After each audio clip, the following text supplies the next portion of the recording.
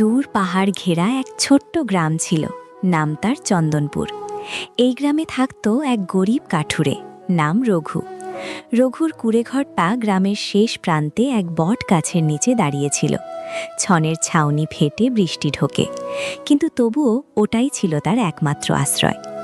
রঘুর দিন শুরু হতো সূর্য ওঠার অনেক আগেই। একটা পুরনো কুড়াল কাঁধে নিয়ে সে বেরিয়ে পড়ত জঙ্গলে কাঠ কাটতে। বনের পাখিরা তখনও ঘুমে, কিন্তু রঘু তখন গাছের খোঁজে ঘুরে বেড়ায়। তার একটাই স্বপ্ন ছিল, একদিন নিজের ঘরটা মাটির দেয়ালে নতুন করে বানাবে, আর তার ছোট্ট মেয়ে পাখি যেন কাঁদতে না হয় ক্ষুধায়। রঘুর স্ত্রী কমলা প্রতিদিন সকালবেলা একটা মাটির চুলায় সামান্য ভাত আর নুন মরিচ সেদ্ধ করে রাখত। রঘু কখনো হাসত না, চোখে সবসময় ক্লান্তি, কিন্তু মনটা ছিল সৎ আর পরিশ্রমী। বনের তারকা যতই হুমকি দিত, এই বনে কাঠ কাটলে শাস্তি হবে, তবুও না গেলে পেট চলত না। একদিন গভীর জঙ্গলে সে এমন এক জায়গায় পৌঁছালো যেখানে সে আগে কোনোদিনও যায়নি।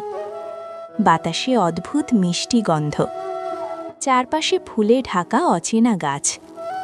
রঘু থমকে দাঁড়ালো। এই বনটা আগে কখনো দেখি নাই, মনে হয় অন্য জগৎ। হঠাৎ এক ঝলক আলো তার চোখে পড়ল। দূরে একটা গাছ, যার পাতাগুলো সোনার মতো ঝলমল করছে। রঘু চমকে গেল।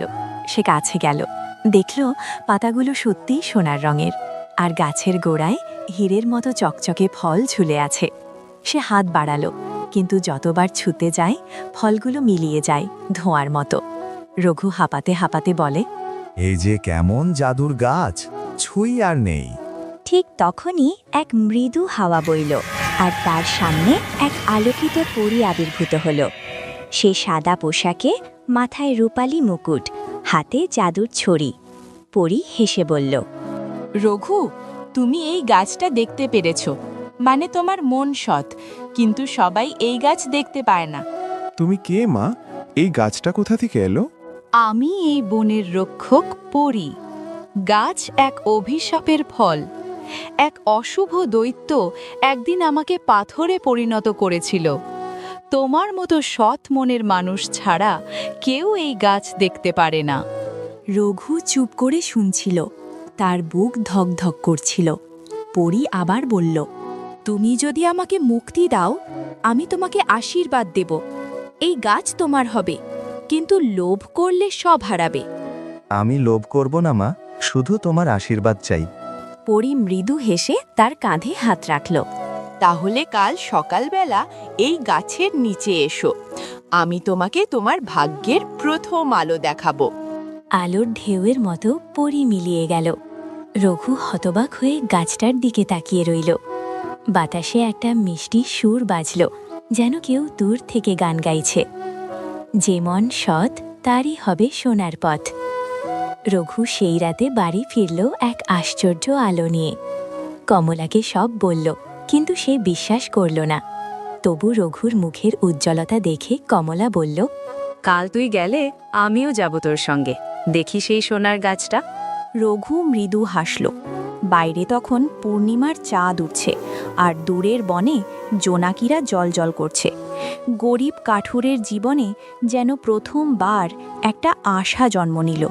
পরের দিন ভোরে পাখির ডাকের সঙ্গে সঙ্গে রঘু জেগে উঠল, কোড়ালটা তুলে নিল, আর কমলা বলল, আজ আমি তোকে একা যেতে দেব না রঘু, তুই যে গাছের কথা বললি আমি নিজে চোখে দেখে আসব। চল তবে, সাবধানে থাকিস, এই বনটা অদ্ভুত। দুজন একসঙ্গে বেরিয়ে পড়ল। বনটা যেন আজ অন্যরকম।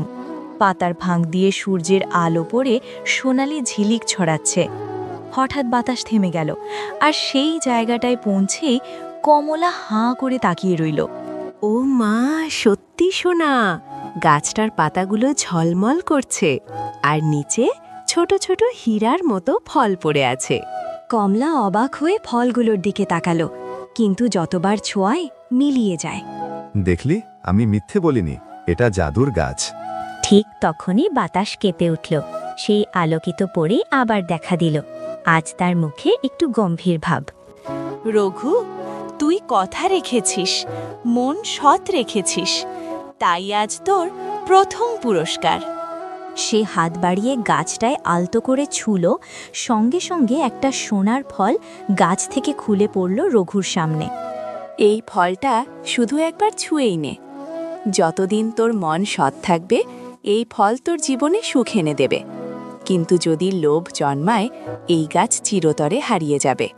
আমি শুধু আমার মেয়েটার মুখে হাসি দেখতে চাই মা, আমি কিছু চাই না। তাহলে আজ থেকে তোর ঘরে আলো জ্বলবে, কিন্তু মনে রাখিস কারো সঙ্গে এই গাছের কথা বলবি না। আলো ঝলক দিয়ে সে মিলিয়ে গেল। রঘু সেই সোনার ফল নিয়ে বাড়ি ফিরল। বাড়িতে ঢুকতেই দেখল ফলটা ধীরে ধীরে হিরেতে পরিণত হচ্ছে। কমলা অবাক হয়ে বলল, এ যে আসল হীরা মনে হচ্ছে, তাই না? রঘু ফলটা মাটিতে রাখতেই সেটা নরম আলো ছড়ালো, আর ঘরের চারদিক উজ্জ্বল হয়ে গেল। সেই রাতে পাখি হাসতে হাসতে বলল, বাবা, আমাদের ঘরটা তো এখন রাজবাড়ির মতো। রঘু চোখ বুঝে পরীর কথা মনে করল। লোভ করলে সব হারাবে, কিন্তু ভাগ্যের মতো সুখ বেশি দিন গোপন থাকে না। পরের দিন বাজারে রঘু একটুখানি কাঠ বিক্রি করতে গিয়েছিল। সঙ্গে সেই হিরেটা রাখে যাতে অন্য কিছু কিনতে পারে। একজন বণিক সেটা দেখে চমকে উঠল। এত বড় হীরা তুমি কোথা থেকে পেয়েছো? রঘু কিছু বলতে না বলতেই বণিক দৌড়ে খবর দিল রাজপ্রাসাদে। রাজা তপনচন্দ্র ছিলেন ধনলোভী, সোনাদানার নেশায় অন্ধ। তিনি সঙ্গে সঙ্গে আদেশ দিলেন, এই কাঠুরিকে ধরে নিয়ে এসো, জানতে হবে সে কোথা থেকে এই হীরা পেয়েছে। সন্ধ্যা নাগাদ সৈন্যরা রঘুকে টেনে হিঁচড়ে রাজপ্রাসাদে নিয়ে এলো। রঘু কাঁপা গলায় বলল, মহারাজ, আমি কিছু চুরি করিনি, এই হীরা এক আশ্চর্য গাছ থেকে পেয়েছি। গাছ থেকে হীরা পড়ে? মিথ্যে কথা বলছো তুমি। রঘু হাতজোড় করে বলল, মহারাজ, আমি সত্যি বলছি, সেই গাছ সোনার পাতায় ঢাকা, পরীর আশীর্বাদে জন্মেছে। তাহলে কাল সকালে আমাদের সৈন্যরা যাবে সেই গাছ দেখতে। যদি সত্যি হয় সেই গাছ হবে রাজ্যের সম্পত্তি। রঘুর বুক কেঁপে উঠল। সে জানত পরী বলেছিল কাউকে বলবি না, তবুও পরিস্থিতির চাপে সব বলে ফেলেছে। কমলা দূর থেকে কাঁদছিল। রঘু শুধু একটাই ভাবছিল, আমি কি ভুল করে ফেললাম? রাতে রঘু যখন প্রাসাদের ঘরে বন্দি, তখন জানলার বাইরে অদ্ভুত আলো দেখা দিল। একটা মৃদু কণ্ঠস্বর বলল, তুই কথা ভেঙেছিস রঘু, আমি তোর মন বুঝি, কিন্তু অভিশাপ শুরু হলো। রঘু জানলার দিকে তাকাতেই দেখল আকাশ কালো হয়ে গেছে, আর দূরের দিক থেকে মেঘের গর্জন আসছে। মনে হলো বনটা কাঁপছে। এভাবেই শুরু হলো পরীর অভিশাপের প্রথম রাত, যেখানে এক সৎ মন অজান্তেই ঘুরে ফেলল লোভ আর শাস্তির দরজা। পরদিন সকালে সূর্য ওঠার আগেই রাজপ্রাসাদের আঙ্গিনায় ঢাকের শব্দেই রাজা তপনের সৈন্যরা প্রস্তুত হয়ে গেল।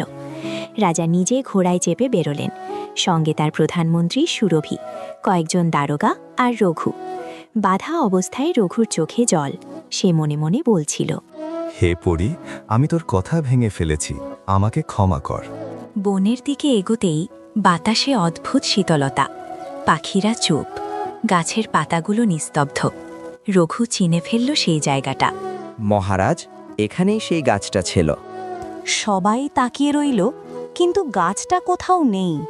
যেখানে সোনার গাছটা ছিল সেখানে এখন শুধু পোড়ামাটির দাগ। রাজা গর্জে উঠলেন, এই নষ্ট লোক মিথ্যে বলেছে, সৈন্যরা একে কারাগারে দাও। রঘু হাঁটু গেড়ে পড়ে গেল। না মহারাজ, সত্যিই গাছ ছিল, পরী নিজে এসেছিল। কিন্তু কেউ বিশ্বাস করল না। রঘুকে টিনে হিচড়ে নিয়ে যাওয়া হলো প্রাসাদের কারাগারে। ঠিক তখন আকাশ কালো হয়ে উঠল, বিদ্যুৎ চমকালো, বাতাসে শোঁ শোঁ শব্দ। বনের ওপারে দেখা দিল এক আলোক রেখা, আর সেই আলো থেকে পরী আবির্ভূত হলেন।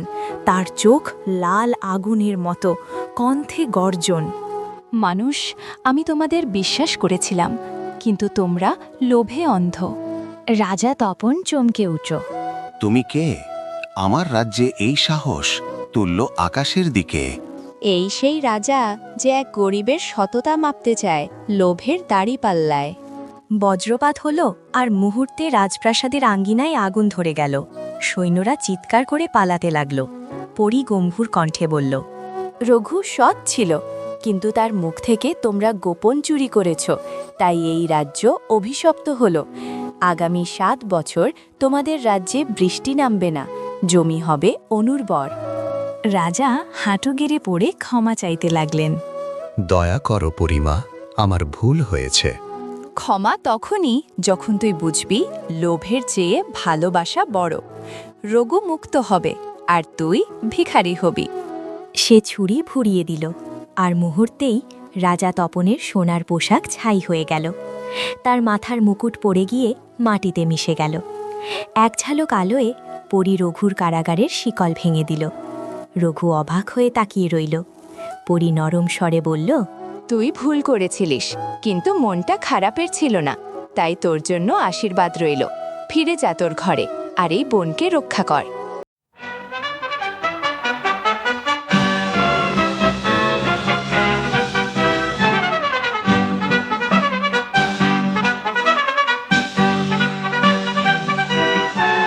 জঙ্গলেতে আজব খেলা, খুশিতে মন মাতো আরা, টিম টিম তারা ছটা, শুনবে মজার সব কথা।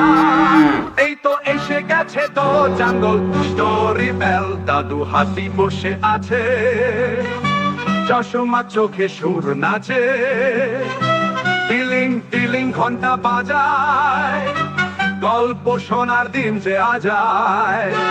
এই হলো দ্য জঙ্গল স্টোরি বেলের জাদু। শোনো শোনো গো বন্ধুরা, কান পাতো সব ভাই বোনেরা, দাদু হাতির জাদুর ঘন্টা খুলবে সুখের গল্প খাতা। শুধু দ্য জঙ্গল স্টোরি বেল গীত, খরগোশ শিয়াল বানর ছানা, ময়ূর নাচে পাখি গানা, সবাই এলো ছুটে ছুটে মজার গল্প শুনতে বটে। সবাই যে দ্য জঙ্গল স্টোরি বেলে এসেছে। দ্য জঙ্গল স্টোরি বেল, মজা হবে খেলবেও খেল। দাদু হাতির জাদুর ঘন্টা, গল্পে ভরুক সবার মনটা। শুধু দ্য জঙ্গল স্টোরি বেলে, the jungle story bell, subscribe now.